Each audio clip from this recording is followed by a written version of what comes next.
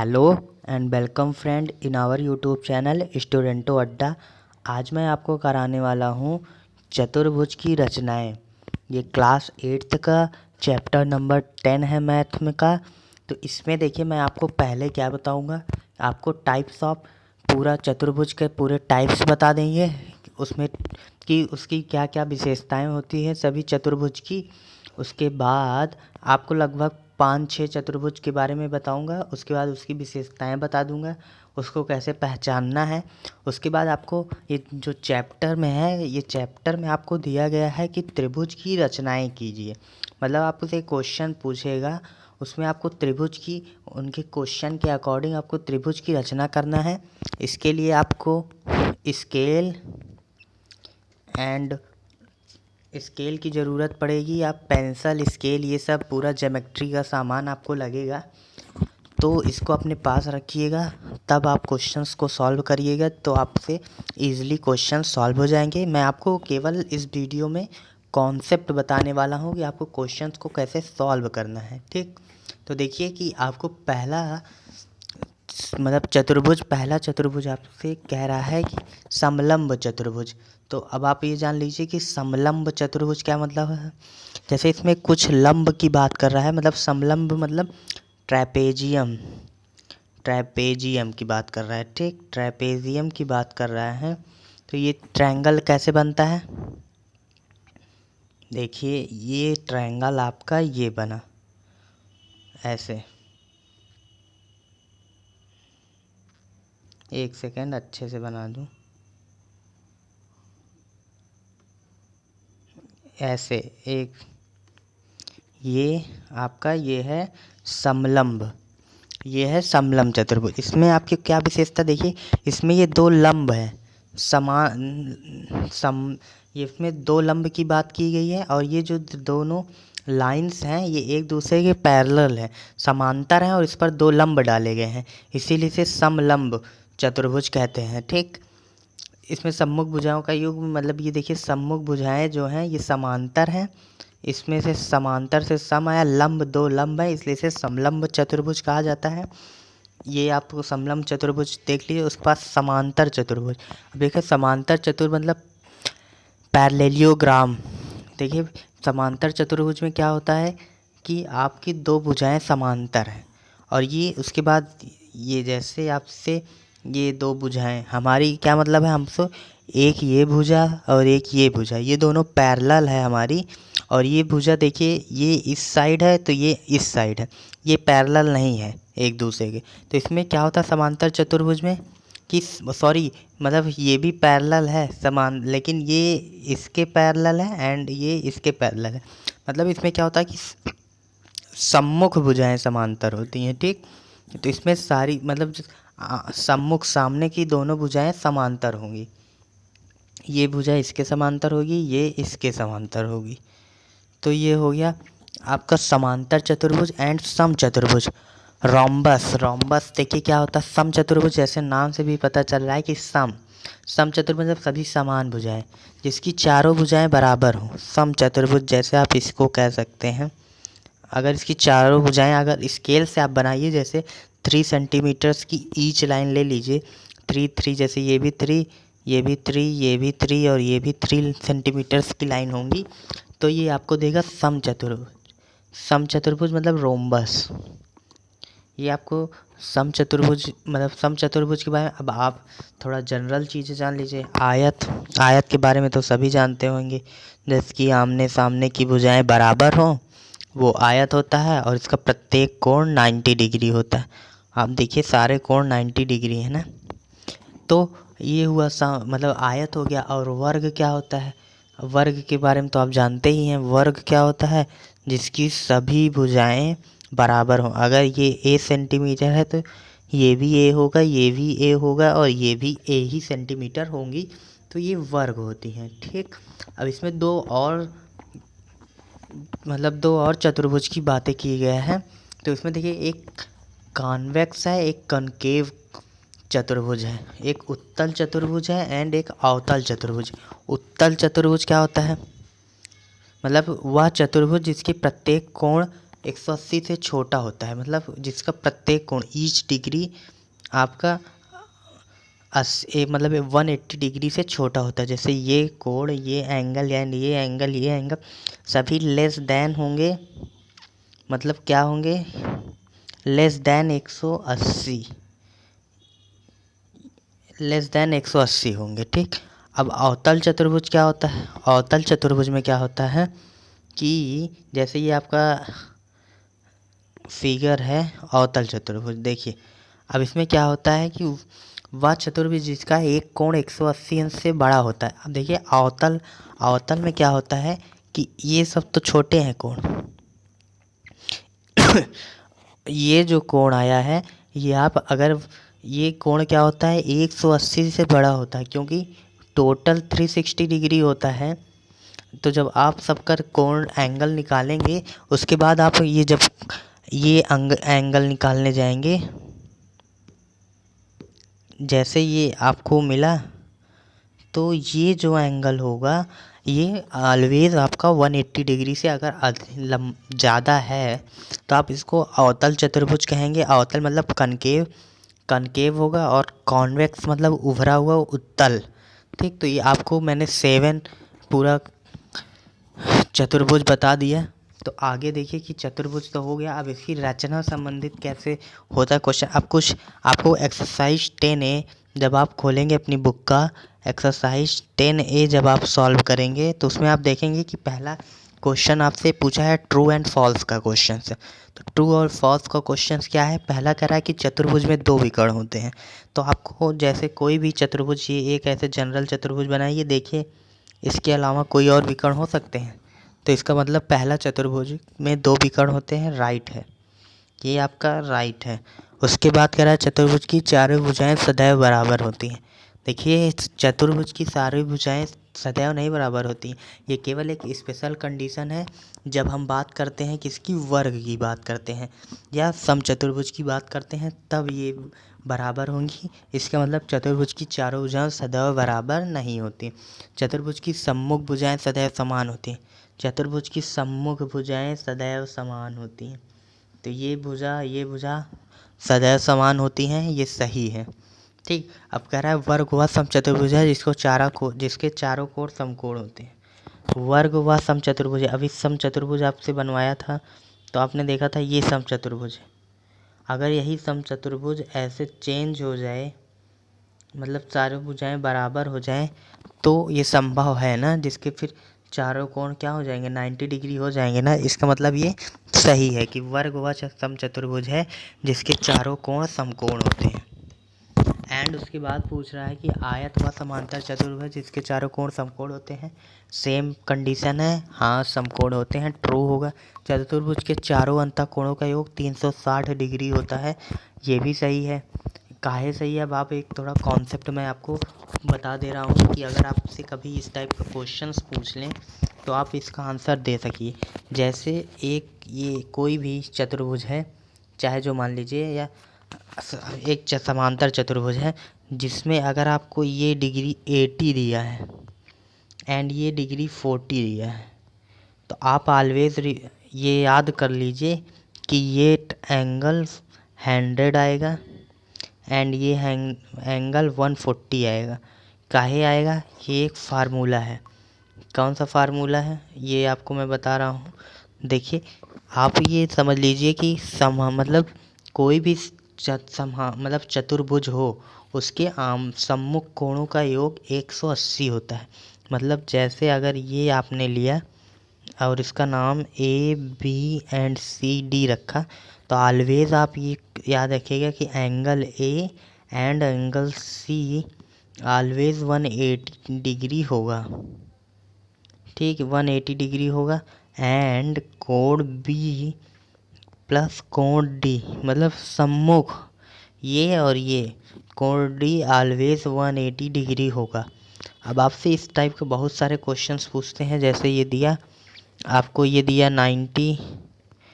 90 दिया और ये दिया आपको 60 डिग्री, तो आपसे पूछ रहा है कि ये कितना होगा, तो आपको सीधे 180 में घटा देना, ये 120 होगा और ये 90 होगा। ये चीज़ आप एक क्वेश्चंस की तरह, ये बहुत आते हैं, तो इसको आप एक रिमेंबर करिएगा, इसको एक्स्ट्रा फैक्ट में आप नोट कर लीजिएगा।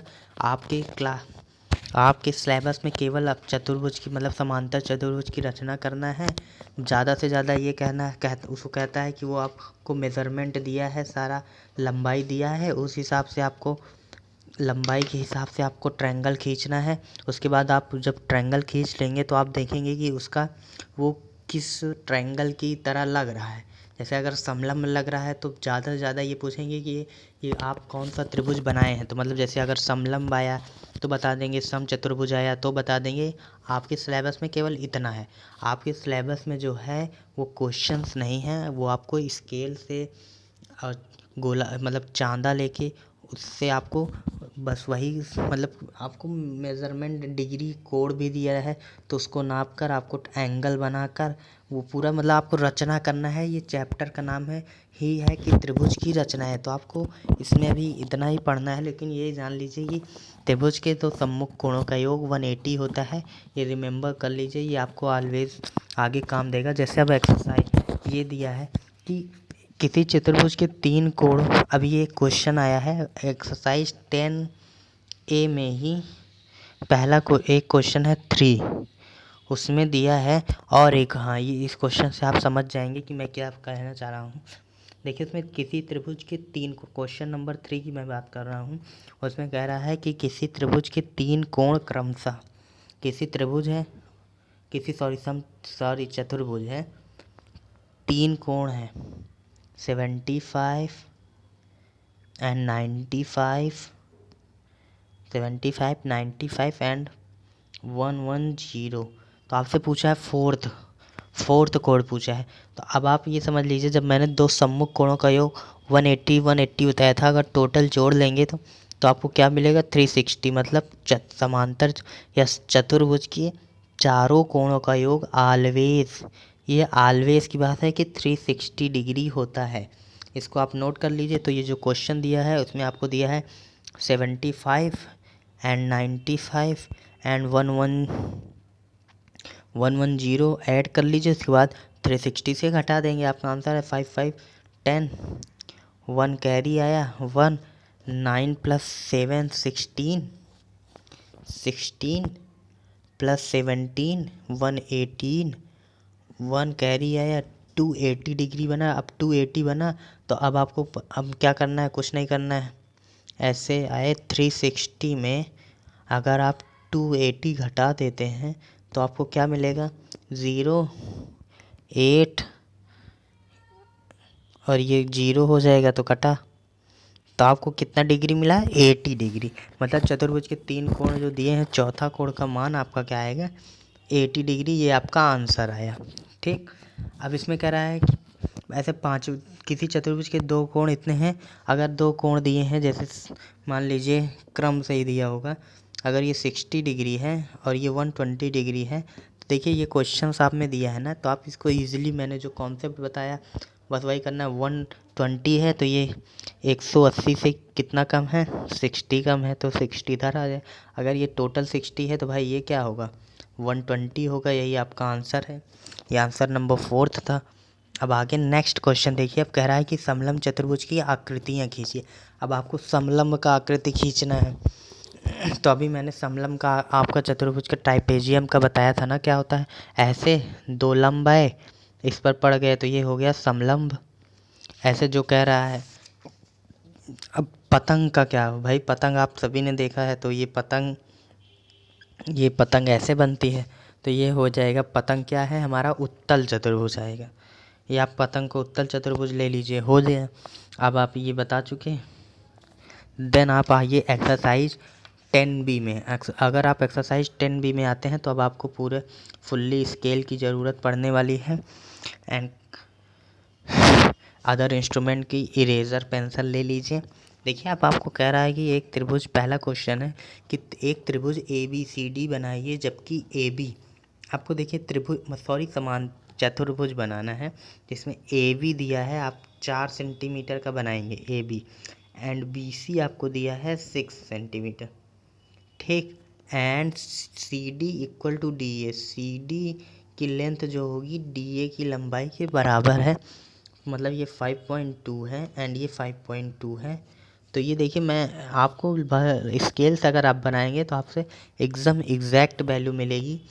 तो आप उसको करिएगा। सेकंड क्वेश्चन कह रहा है, इसमें एक ऐसे क्वेश्चन पूछते हैं जैसे सबकी लंबाई दे दी है, इसमें से एक की लंबाई नहीं देंगे। तो एक जैसे अगर आपको इसमें 4 ये दिए, 5 ये दिए, 6 ये दिए हैं, तो अगर आपने ये 5 सेंटीमीटर खींच लिया, यहाँ आपका डॉट आया, एंड ये 6 सेंटीमीटर यहाँ खींच लिया, तो जब आप इस दोनों को मिलाएंगे तो इसको लेंथ को आप स्केल में मेज़र कर लेंगे। तो अगर आपका जो लेंथ आता है, जैसे ये 5 सेंटीमीटर आया, तो यही आपका आंसर होगा। इसमें इस तरह के भी आपके बुक में क्वेश्चन है।